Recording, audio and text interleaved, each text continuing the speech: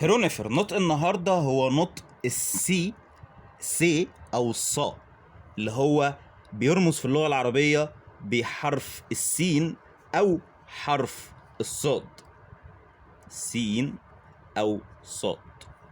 وده كان المصري القديم بيعبر عنه زي ما شفنا في حلقة الذي او الظاء او الزال، ممكن يعبر عنه بالرمز ده، بس معظم الوقت كان ممكن يعبر عنه بالرمز ده.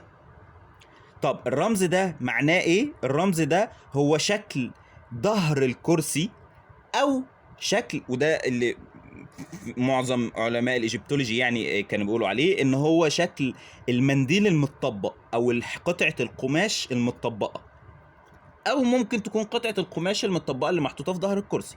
بس هو كان بيتمثل كده حاجة اشبه بالعصاية، بس هي مش عصاية، هي يا اما منديل متطبق يا اما ظهر الكرسي. لو بصيت في رسومات في المعابد هتلاقي ان ظهر الكرسي كان بيبقى بالشكل ده، وطبعا الترانسليتريشن بتاعه هو حرف الاس.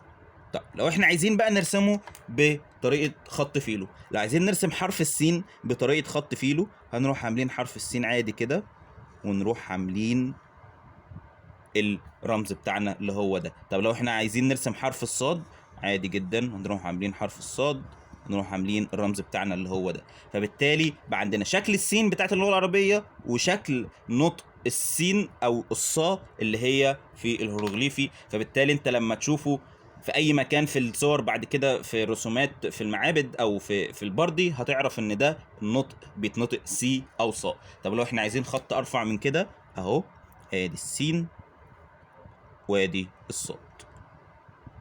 طب لو احنا عايزين خط ارفع من كده اهو، ادي السين وادي الصاد. بس ودي كانت حلقة النهارده. متنساش تعمل لايك وشير عشان ده فعلا بيساعد. تكتبوا لنا رأيكم في الكومنتات. ياو ماكي امحطب.